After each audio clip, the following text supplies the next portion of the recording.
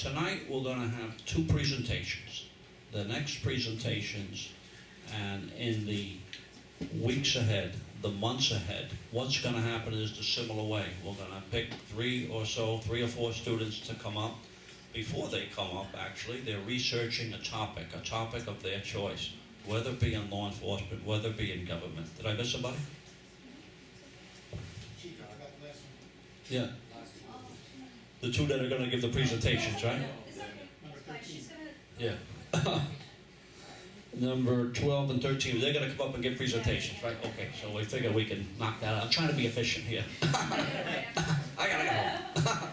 So, again, the students that come up, you research a topic, you do countless hours of review, you narrow it down into a 2 or 3 page essay, and then you get up here and you present it. And that's what we're doing tonight for the two.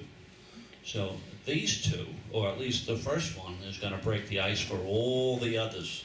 So who is Sungwoong? Sungwoong, where are you? Okay, come on.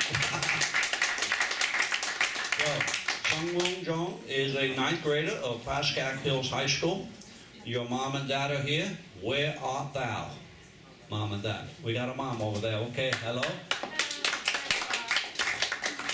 I'm counting on you there, Sean, so you got to do a great job. So, Sean, before you do your essay, would you introduce yourself and a little bit about what you expect of the program, and then get right into your essay?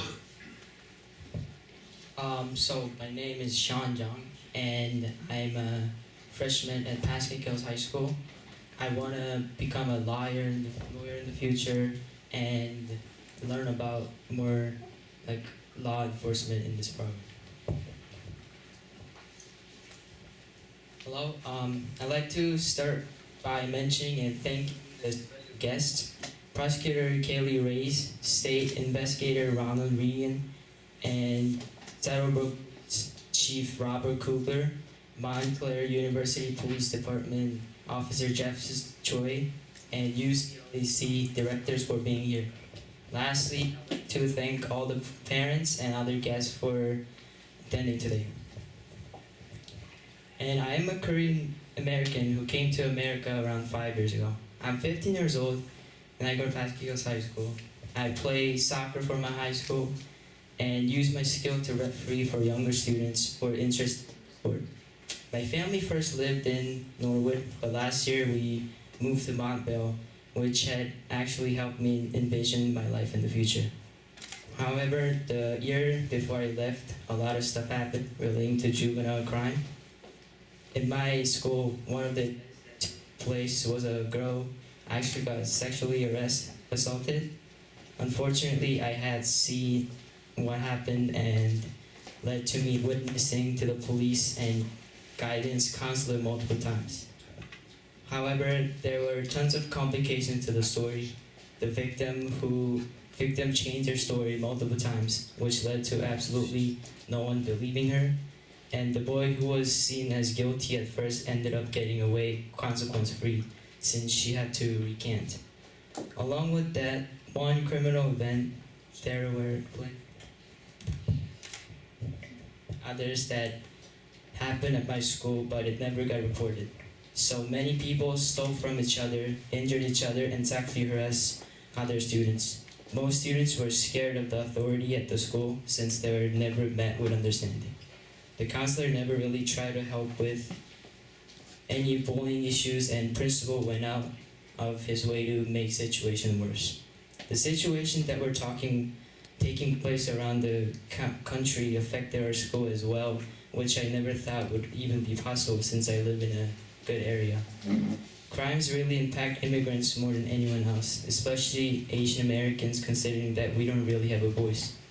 Because of this reason, I have made the decision to study law once I go to college. I want to become a lawyer that gives everyone a voice, including Asian Americans.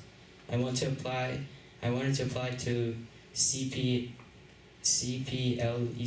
because I wanted to know how I can start my journey to studying law. I'm always a witness to the terrible things that happen in this country against immigrants, which makes me think that I'm a target too. The constant teasing from classmates at an all-American school really pushed my mindset and a way of thinking to that place. I'd like to make the world a better place so that next generation never has to feel the uncertainty that I do. Thank you for your time.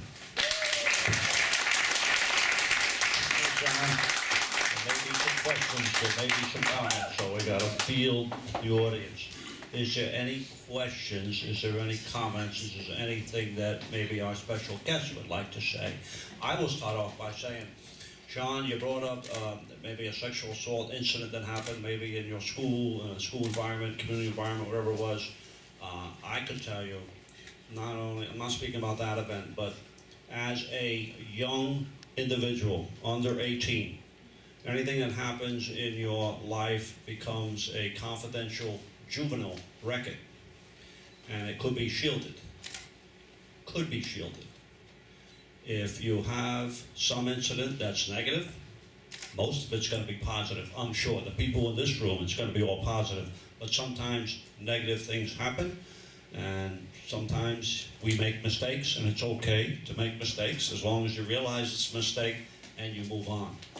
But anything in your juvenile record, although it could be shielded when you become 18 and when you go on for higher profession, like a law enforcement sensitive job, like a government sensitive job, we can access it. We will find out.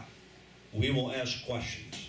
Now, I'm not saying that anything is in anybody's background, but what I'm saying is the importance that you understand that when you go in the future for a job, whether it be in law enforcement or government or anywhere else, sometimes somebody's going to ask questions. They may see it like a driving record. We have a municipal prosecutor. Every time people come to the municipal court and have a ticket against their driver's license, they either plea bargain or they try and get out of it or reduce it. And guess what? The municipal prosecutor has the list of the driving record already, so she sees what some of the past infractions are.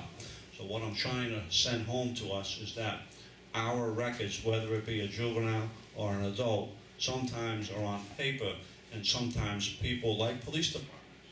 Jefferson knows too, when you want to be a police officer, we pull the driving record, we pull the juvenile records, we pull information that your name is on.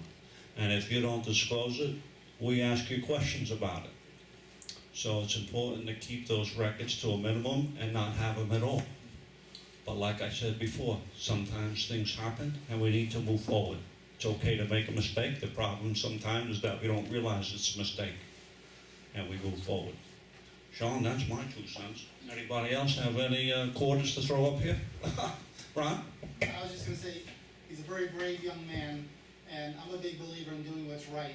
He did what was right, and I admired it. Great speech. Well, students know, because once you're done, they got to get up here, then you can hit them with your questions. They're smart. This is a smart student body here. Everybody good? Okay, Sean, thank you very much. Great job.